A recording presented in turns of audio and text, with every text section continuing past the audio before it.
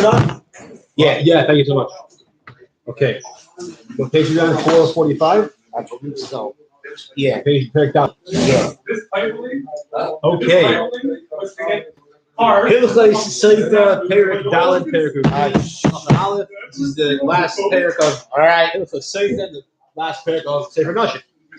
Okay, the Hamisha Asher Ba'adar on the 15th of Adar, Nifne Bezin, Tzorchei Rabin Bezin, this begins your yearly, communal inspection of what the public needs.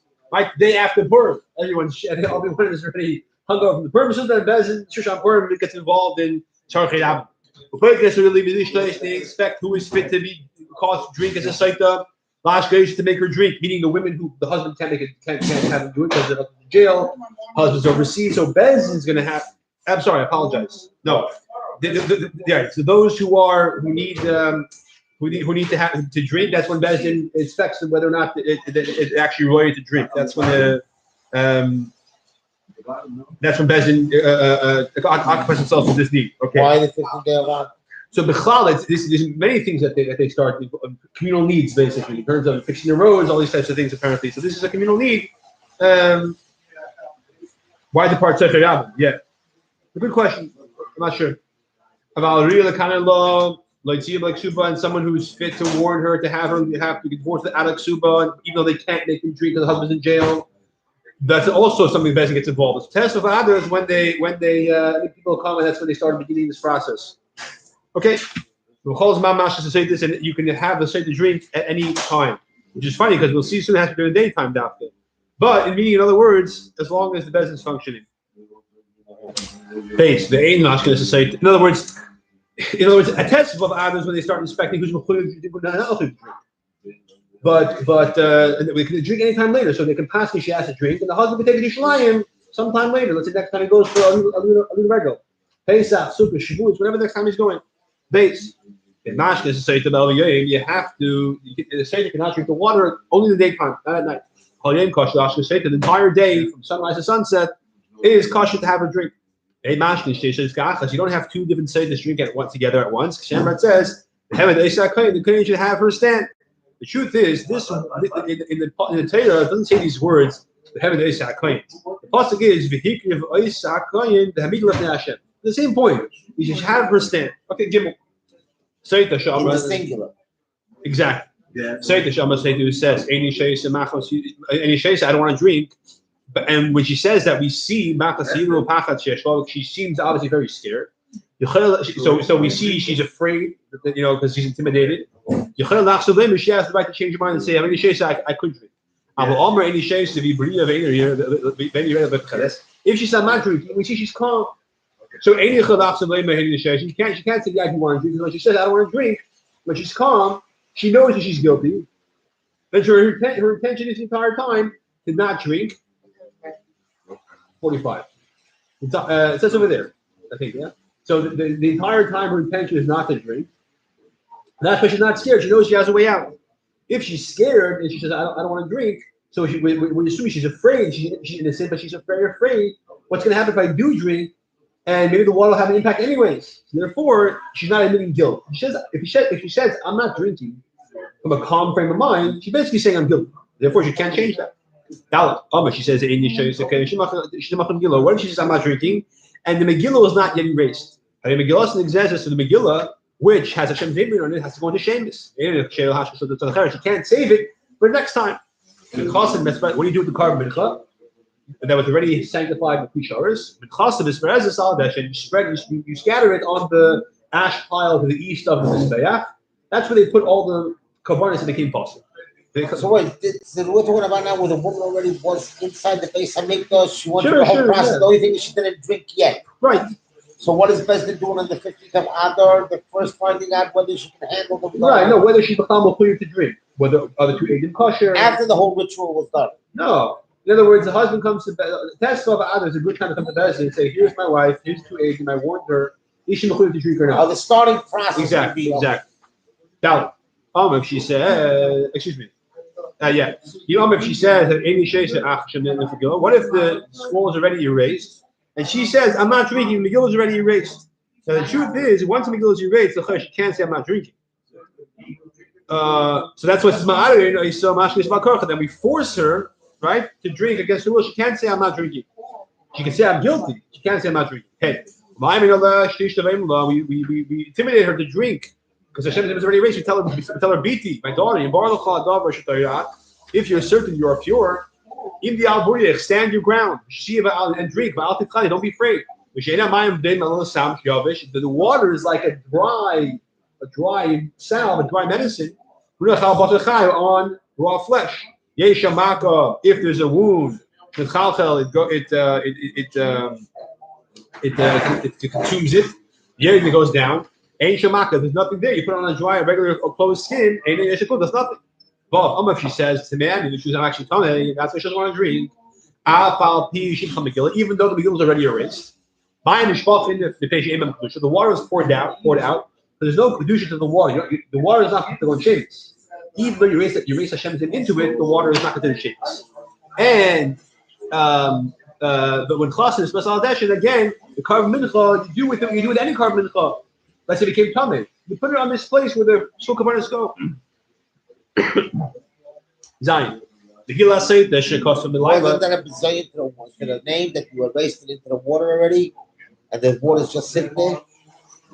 So no, so that the point is that because Hashem's name is not in the water, it's just the ink, not considered covered. No, I'm talking about the fact that you wrote it and then you erased it into the water. That was a wasted step now. Right, what we do is that we did it with a good intention. She only after we did that, that's what she told us. I'm guilty. It's not our fault. Okay. Zion. Megillah says if you write the Megillah at night, the whole parasha is supposed to be written on the scroll. And it's supposed to be written during the day. So it's possible. It says that you have to write the scroll. You have to have her drink. You have to mark up the carbon. Just like the carbon is obviously only brought by daytime. All carbonates must be brought by daytime. Also, the writing of Megillah and having a drink also must be done by daytime, not at night. If you write it out of order. So it's possible. It says these words, I'll say it has to be written in order. A Sefer Torah does not need to be in order. But other things, including the Pasha of Sotah or Megillah or Tefillin for that matter, you have to be written in order. If the Kayin writes it before she accepts upon herself the oath that she's innocent, so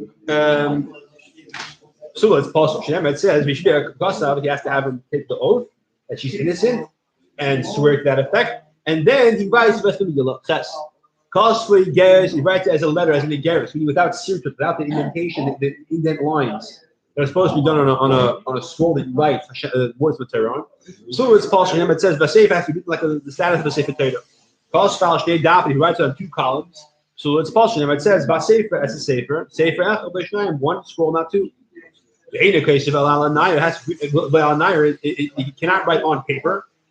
Diphthera or on another kind of surface. Diphthera is like another kind of paper. I'm sorry, diphthera is parchment that was not processed, raw hide.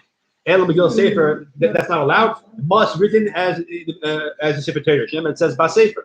So a processed parchment, the shame for this purpose. Excuse me, processed parchment. I don't know if that's done the shame in the Sotah, but it has to be processed parchment. Because it does write on these surfaces of paper, for example, or on a unprocessed parchment, it is possible. Tests.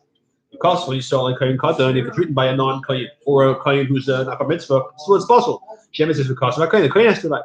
He cannot write it with kaimis, which is a kind of ink. But the content is there all types of ink or types of things you put into ink that make it black and that it's hard to erase. Or any other type of writing that the ink, the residue stays, you could see it. It has to be with yoy, the type of ink called yoy. But content which has no content, has no, it's like a chemical from walnut juice that makes it unerasable. It says, because of macha, you have to erase. Ksav shachal macha, it must be a ksav which is erasable. Because of davar miskayim, if you write something which is not erasable, it's a lasting, like regular ink, for example. Suva, it's possible. Yud. What if the Megillah actually erases it? You can still see something there, like residue of what you erased. You erase a pencil, sometimes you can see what was before. So it's possible actually. It's possible to erase until he completely erases that portion. If he writes one letter and he erases it, he writes another letter and he erases it. Usually he finishes his entire parsha. But for that matter, I imagine the whole thing is if you write the part, you erase the part. So it's possible. You have to first write the entire parasha from the first letter to the last letter, and then you erase it. So you wrote it in order, but you didn't write the whole thing at once. You wrote a part of it, erased it, or the next part, erased it. That doesn't count. You have to write the entire parasha, have the whole parasha present on the parchment, and then erase it. And then what? He said reason. And then erase it, yeah. No, I'm saying that he doesn't review to fix anything mistakes he made. Let's say he reviews it. The point is he has to have it all. Yeah, I guess it has to be written obviously properly in proper letters. No letters touching each other. All the halachas of a sefer, the chayra. You know, Kosher Shlomo Yishmael, he writes it, but he writes it not for the sake of study. He just writes it to practice writing, or he raises it not for the sake of this woman, not for Sotah. So it's possible. Excuse me. If he writes two Megillas for two different Sotahs, there are two women who come basically at once. Now we said they can't have the drink together, but they can do one after the other, right? He writes them both, and he erases one in two different cups. Right, he writes it two different Megillas, two different women. However, he mistakenly erases them both to one cup. Or if he did two different cups, but then after he did two different cups, he mixed two cups together. He should understand, and he had them both drink. So it's possible. Each woman did not drink her own independent Megillah. What happens if he erased them into two different cups like he's supposed to? But then he, like a yokel, he mixed them together in one cup. And then he divides them into two different cups. What's the din? He should not have the drink l'chatchila. If he does have the drink kosher, but the evidence kosher. Why? Because it's machlekes. You say yesh greater or ain't greater. Do you say that in the matter of the Raisa, you can retroactively say that it's been clarified whose cup is whose? So what's interesting is that because you have machlekes as to whether you do say that or don't say that, l'chatchila she can't drink, it's possible. But the evidence kosher, which means that the water will have the miraculous impact because the chachamim paskin the b'diavad it's kosher. If the water gets spilled out, what do? You write a new one, bring new water. What if some of it got spilled out, but some of it's still in the cup? You should not have a drink the rest of it. If he used the remainder, kosher is kosher b'diavad. Your dates. May said the shalom, the waters of the Sotah that left out overnight. If Melina, they're apostle for being left out. Why? Because where does the water from the Sotah come from? The kier. Anything which is from the which is from hektish, if there's a overnight left overnight, it's possible. That's why the kier had the special system had to have, so it shouldn't be considered left out overnight. Take them off of the mayin. If he's supposed to put the dust on top of the water. In this case, he put the dust first and the water afterwards. So it's possible. If there was no dust in the heichel, what do? Maybe you often put some in the bechutz. You bring dust from outside the Beis Hamikdash. You put it down in the Beis Hamikdash. You pick it up again and put it in the water. You can't use ash. Maybe like a bunitz, you can use rotted material, rotted produce, which is like dust. So because it's from the ground as well, like the dust. So ash in this context not considered a lot of offer, but rotted produce or rotted wood is considered. You shouldn't dig to produce dust or dirt. Shemar says that should be a karka mishkan that will be on the ground of the mishkan. Offer, but if you do dig to produce dust for this purpose, to kosher, it's kosher. It's kosher b'diavad. So you shouldn't bring it. You shouldn't dig with it. You should bring it from the outside. We said before. But if you dig, the evidence kosher. You're dalit. What if the Rambam told before? What do you do first? First you knock up the carbon, right? And then afterwards first you have a drink, and afterwards you knock up the carbon. That's the Rambam pasuk. What if you do it the other way around? You knock up the carbon, and afterwards you have a drink. Share the evidence kosher. What if the carbon becomes tummy? Let's say a bird flying by drops a dead sheretz onto the carbon mincha. Before you put in the klisharis, so the din is not considered hektish. It's only kedushas domin. You can redeem it as Allah is, like any carbon mincha became tummy. Before becoming sanctified in the klisharis. They can bring another carbon mincha because before it became sanctified in the klisharis. The din is that you can be paid it. If it became tamei after you became the hektish, the sanctified of kisharis, It's sorry, it has to be burnt. Now this is funny that Rambam puts this over here because this is the not didn't say this is didn't kabbanis. But anyways, if she says it's me'ani ayim tamei, okay, then she kabbanis mincha. Oh, sorry, listen to this. Over here, what happened was she drank already, and now in Lochi Dal is saying, what if after she drank already, now they have to do the carbon mincha? Before the kohen does the kmitza, she says, "I'm guilty." Me'ani. What happens? Yeah. Yeah, or she says, I'm not drinking. In that case, yeah, it must be before the Megillah B'chal erased. The husband says, I changed my mind. I'm not going to have a drink. Because remember, she can't say I'm not drinking once the Megillah is erased. Yeah. So this can only make admission. Right. The two more Adam come and say, we saw her become tummy. So no point of doing the whole procedure anymore. The husband died. She died. What do you do with the carbon now? The carbon gets burned. What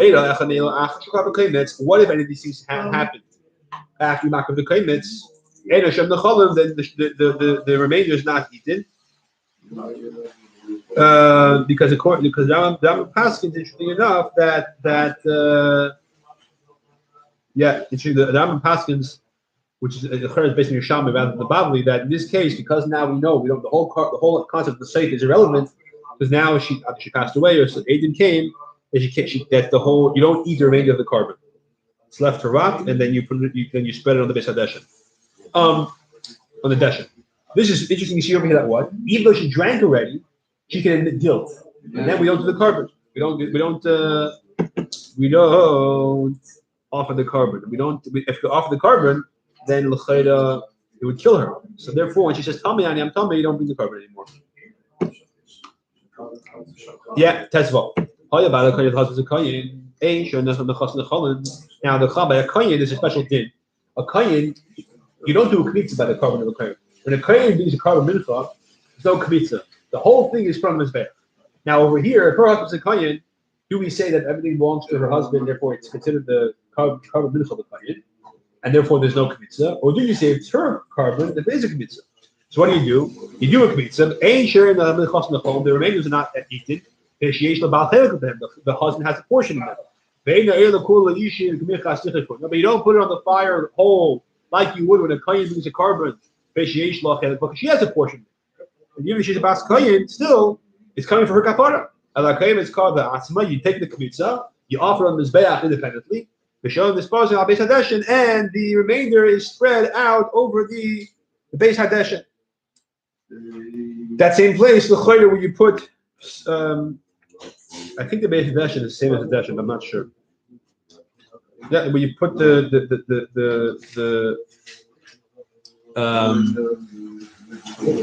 pasuk kabonis. The way does I mean, what if the witnesses who said we saw her seclude herself with this guy turn out to be a Zayim because they didn't come and say, how could you have seen this with us? The whole hektish of the carbon is a mistake, and therefore it's considered hektish taz, and you don't have to redeem it. It's considered chulin. You can go and feed it to the dog if you want. Tezvah, design. The person warns his wife not to hide herself with many men. She hid herself with each one of them. She brings one carbon mincha for all of them.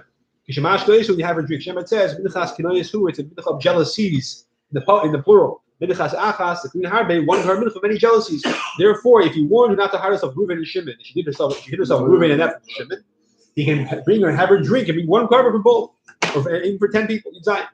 The husband has the option of the galo to have her to incorporate many multiple shavua into her shavua.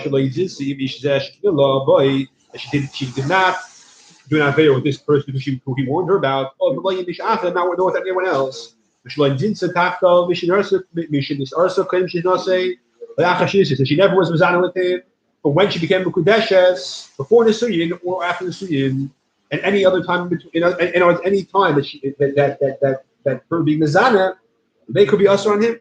However, so he can't make her make a shvua that she was not Mezana before the Kedushin.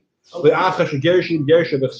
the husband divorced her and remarried her a month later, he can't make her make a shvua that she wasn't Mezana during that month. Why not? If she was Mezana with somebody during that month, she's not also on her husband because she's not also on him unless she's married to him. if she spends the night with somebody else. Any context where she had relations, she would not become also on her husband. Last email, you can't make a position about that. The whole purpose of Sotah is to clarify if she ever did anything that makes her also. Therefore, if he does, Yibum with his Yavama, cannot make her make a shua. She was not the Zana.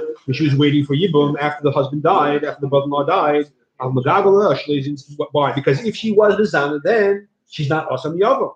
She's still mutter to him, even though it's an Aveda. He couldn't make a shua or force him to accept a shua. She wasn't Mizana under when she was married to his brother. She was because if she was Mizana while she was married to his brother, she's also on the husband, on the new brother. If she was Mizana on her first husband, he has to divorce her. If he dies before he divorces her without kids, she can't do Yibum. So even though it's not the present husband, because it would make her also on him, he could say to her that part of the shavua you're taking as a second now is that you're not Mizana under my brother. If he divorces her, he marries her, he can make her make a shavua that she was not Mizana during the first marriage. He can also make her make a shavua for the future.